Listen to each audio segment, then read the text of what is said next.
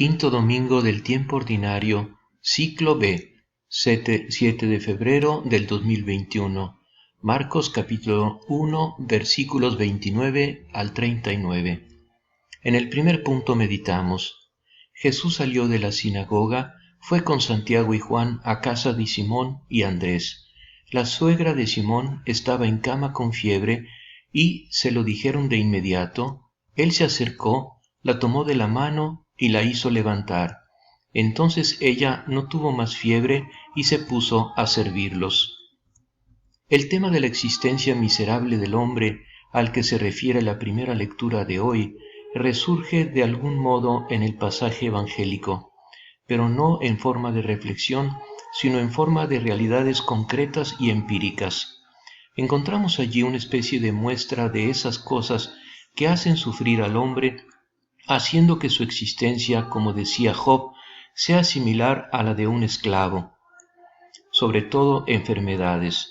Se habla de la fiebre y de todo tipo de enfermedades, y además de ese oscuro mal, el más terrible de todos, que es, según el Evangelio, la posesión diabólica.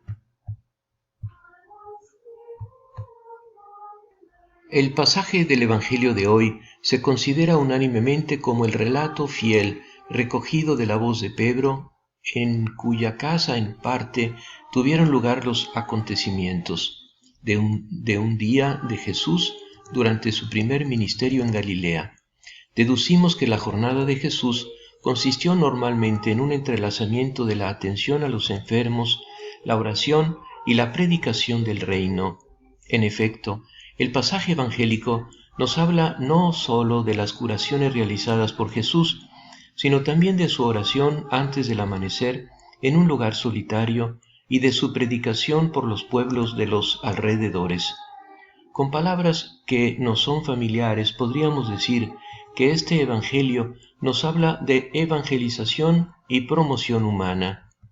Señor Jesús, que junto a tus más queridos discípulos pasaron de la oración a la curación de la suegra de Pedro, que entonces comenzó a servirles, que nuestra oración tenga entre sus frutos el cuidado de nuestros enfermos y el servicio a los hambrientos.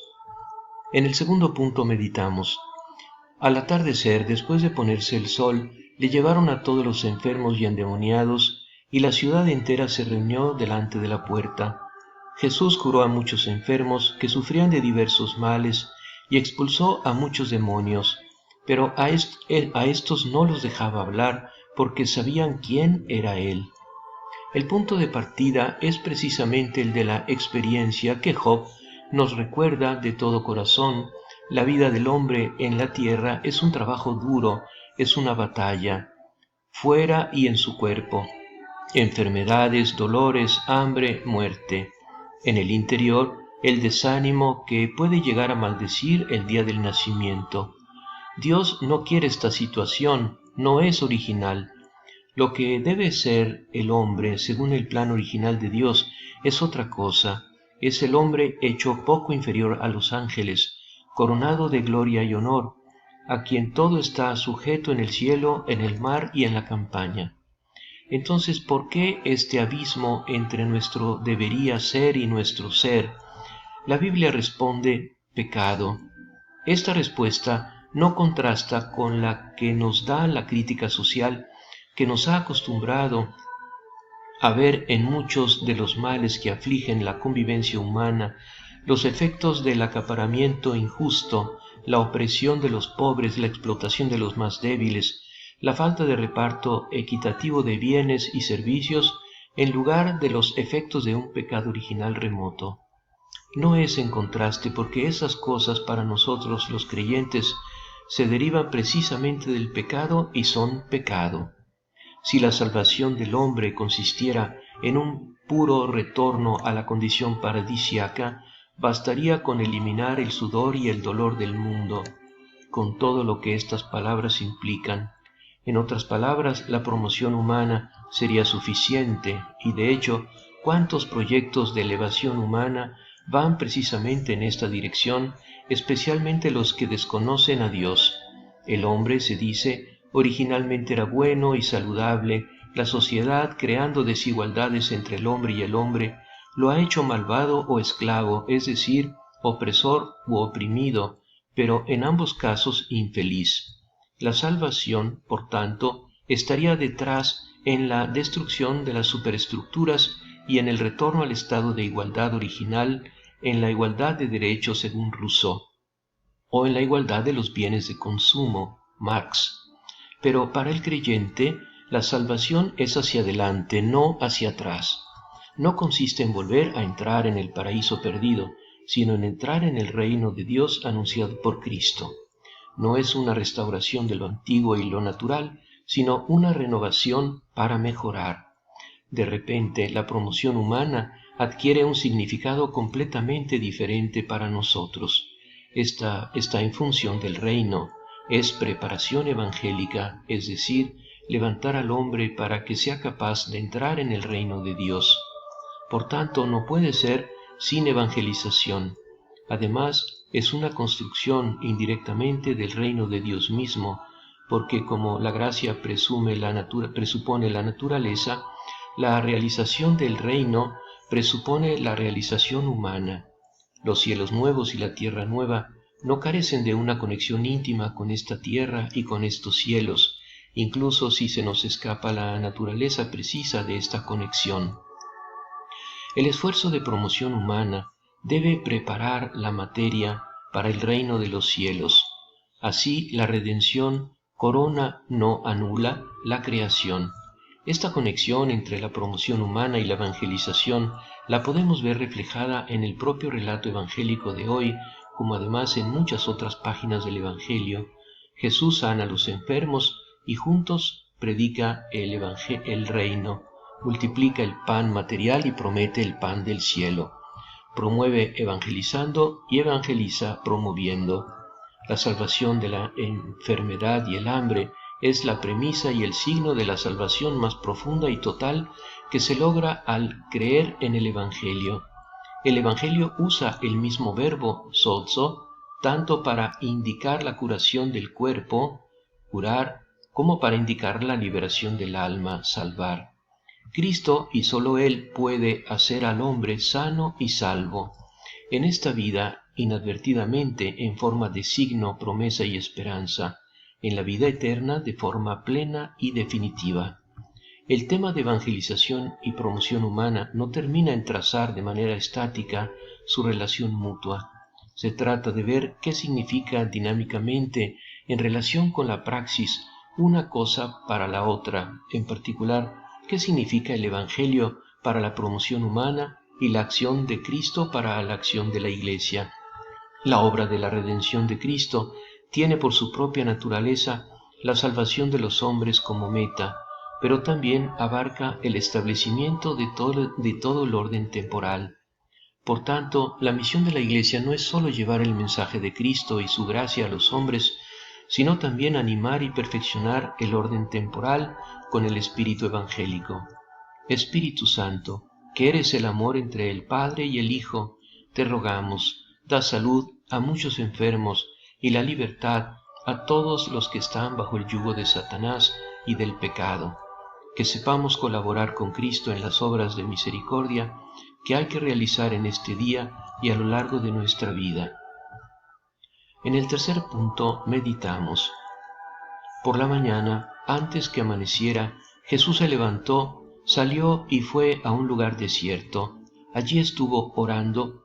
Simón salió a buscarlo con sus compañeros y cuando lo encontraron le dijeron: «Todos te andan buscando». Él les respondió: «Vayamos a otra parte a predicar también en las poblaciones vecinas, porque para eso he salido». Y fue predicando en las sinagogas de toda la Galilea y expulsando demonios. De dos formas la evangelización, es decir, el anuncio del reino venidero de Dios, puede actuar como levadura para mejorar las estructuras sociales y la calidad de la vida humana. A, mediante una crítica radical. B, mediante un imperativo radical. Con la primera, el Evangelio, por ejemplo, el Evangelio de las Bienaventuranzas, pone en crisis todo sistema político y social del mundo, desenmascarando las injusticias y convenciendo al mundo del pecado. Y esto no solo de forma genérica, sino también en puntos concretos que afectan las relaciones humanas. Con el imperativo radical que se identifica en la práctica con amarás a tu prójimo como a ti mismo, hay un principio absolutamente radical que, a la luz del nuevo significado de la palabra prójimo, se resuelve siempre a favor de los más necesitados y por tanto a favor de la igualdad y de la solidaridad humana. La actualidad y universalidad del Evangelio a los efectos de la promoción humana se basa en gran medida en este imperativo. El amor al prójimo no está vinculado a un tipo particular de logro histórico. Si en el pasado, en un determinado contexto social, se ha traducido en beneficencia, en asistencia y compartir espontáneo de los bienes, esto no significa que esta sea la única realización histórica posible del Evangelio. Hoy en día podría dar lugar a diferentes formas de promoción humana más adecuadas a la comprensión que tenemos de los mecanismos socioeconómicos, permitiéndonos atacar de raíz al mismísimo generador de tantos males sociales, que es el egoísmo con su lógica de los más fuertes. El motivo social del Evangelio no es la limosna en sí como lo es para el Corán, sino el amor al prójimo y como tal es un motivo radical siempre vigente. Aplicarlo significa hacer una auténtica promoción humana en todo momento, no solo hacia quien recibe, sino también hacia quien da, porque somos más humanos en la medida en que ayudamos a otros a hacerlo. El concilio dirige el discurso sobre la promoción humana de manera particular a los laicos y al clero el de la evangelización, pero debe haber un punto de encuentro en el que la promoción humana hecha por los laicos se convierta a través de su testimonio de fe en el anuncio del reino, y el anuncio del reino hecho por los sacerdotes se convierte en promoción humana. Así nos dice San Pablo en la segunda lectura: anunciar gratuitamente el Evangelio, hacerse débil con los débiles y pobre con los pobres. ¿Qué esperamos lograr con nuestro esfuerzo evangélico por la promoción humana?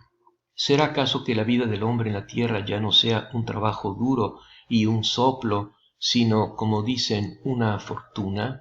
No, solo queremos dar testimonio de que la vida ya no está destinada a ser una carga para muchos y una fiesta para algunos, sino un trabajo para todos, del que todos darán cuentas.